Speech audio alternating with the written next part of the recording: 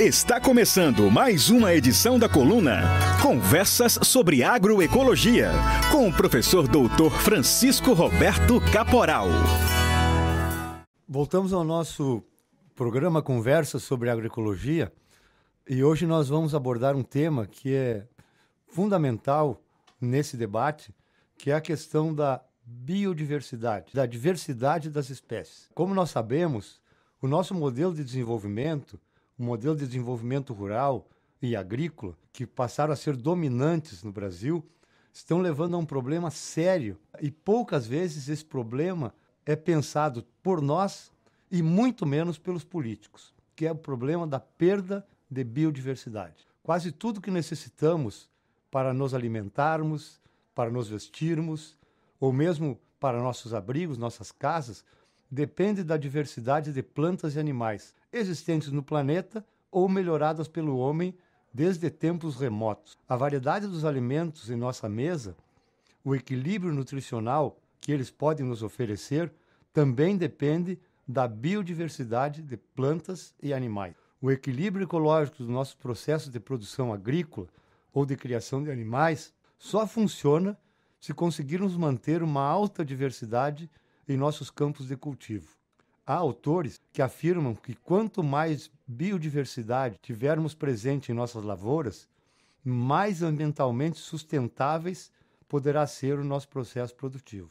Mesmo sabendo de tudo isso, durante o século XX e nesse início do século XXI, o que temos observado é a eliminação crescente de espécies terrestres e aquáticas, causadas pela forma como a humanidade estabeleceu seus processos produtivos e o uso dos recursos dos seus territórios. A perda de espécies, e mesmo de variedade dentro das espécies, se deve a vários motivos. Talvez o principal deles seja a ganância, a ânsia de lucro de uns poucos que querem ficar cada vez mais ricos e, para isso, vão destruir o meio ambiente.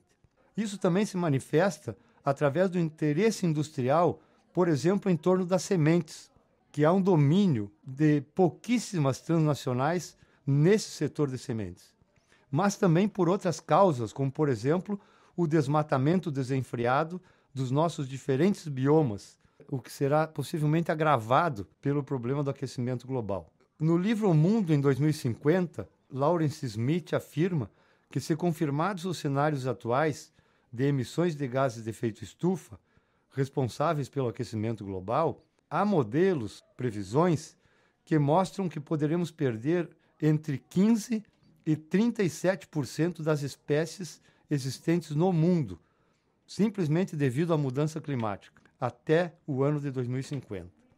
Segundo este autor, o potencial destruidor de espécies que pode ser causado pelo aquecimento global seria comparável ao período em que ocorreu a extinção dos dinossauros há mais de 65 milhões de anos. No mesmo sentido, diversos autores calculam que haverá extinção de 20% a 30% das espécies hoje existentes no mundo, no caso de uma elevação de temperatura global da ordem de 1,5 graus centígrados a 2,5 graus centígrados, o que é um cenário bastante otimista.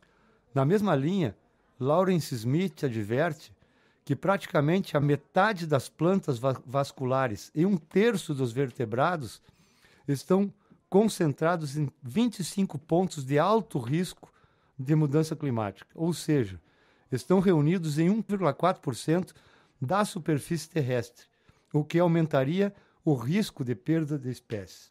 Ademais, o mesmo autor afirma que em um cenário de alta emissão de carbono, os gases de efeito estufa, de 10% a 48% da superfície terrestre do mundo perderão completamente o clima hoje existente. Quer dizer, teremos mudanças profundas no clima de diferentes regiões do planeta.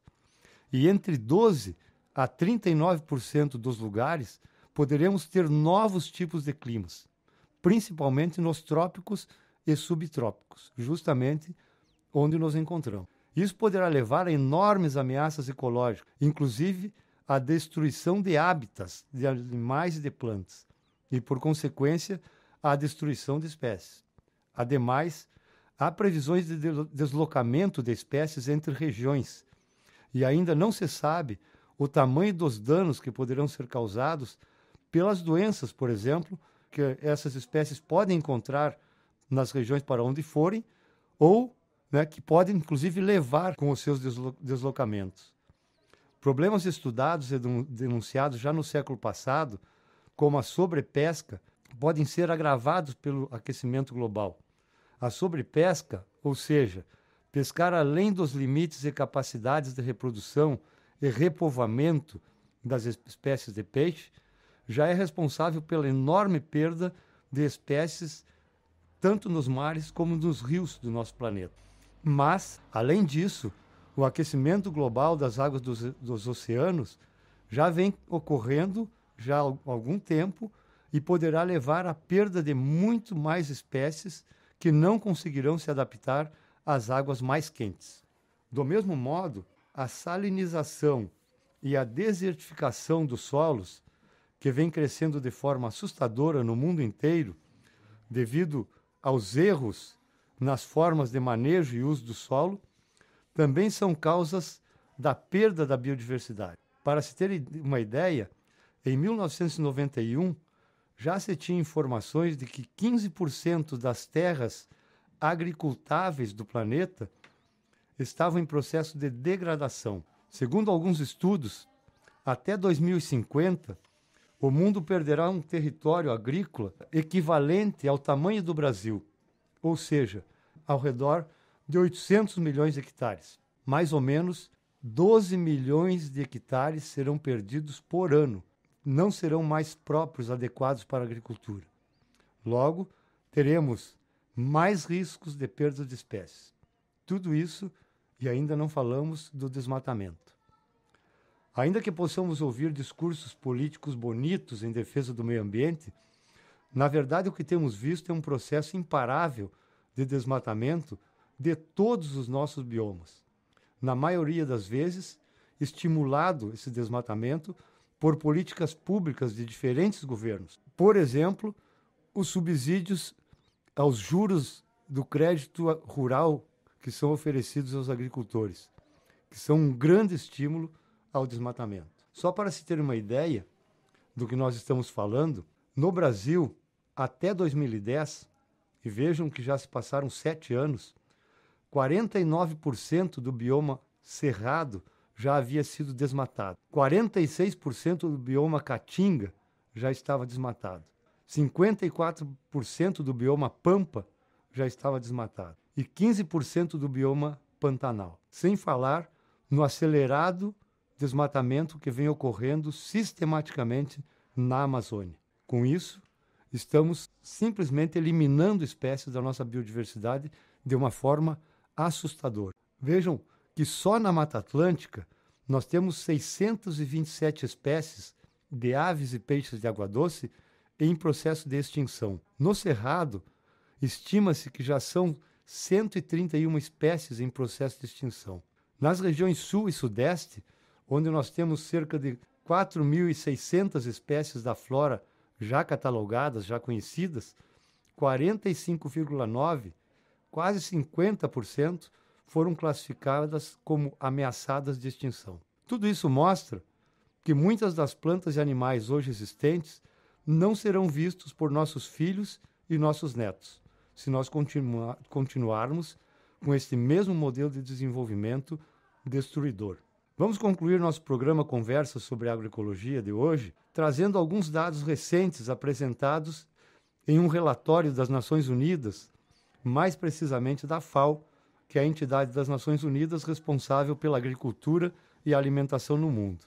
Vejamos, durante o século XX, se perdeu 75% da diversidade genética de espécies cultivadas, segundo esse relatório da FAO. 75% da diversidade de espécies cultivadas. Para se ter alguns exemplos, a China, em 1949, tinha 10 mil espécies, ou melhor, 10 mil variedades de trigo. Nos anos 70, tinha apenas 1.000 variedades. A Índia tinha 30 mil variedades de arroz. Já no fim do século XX, tinha umas 50. e cultivavam apenas 10 variedades. As Filipinas, até o início da Revolução Verde, nos anos 50, 60, tinha 3.500 variedades de arroz. Hoje tem apenas 5 que são cultivadas. O México, que é o centro mundial de origem do milho, hoje em dia existem apenas 20% das variedades de milho que existiam em 1930, antes da Revolução Verde. Outros exemplos alarmantes: nos Estados Unidos existiam 7.100 variedades de maçãs registradas entre 1804 e 1904. Deste total, já se perderam 86% das variedades. De modo geral, depois da Revolução Verde, perdemos 95% das variedades de couve, 91% das variedades de milho, 91% das variedades de tomate e aí por diante. Isso mostra que o modelo industrial da agricultura, que foi implantado com a Revolução Verde nos anos 50 e 60 do século passado, é um modelo ambientalmente insustentável e que atenta contra a vida do planeta.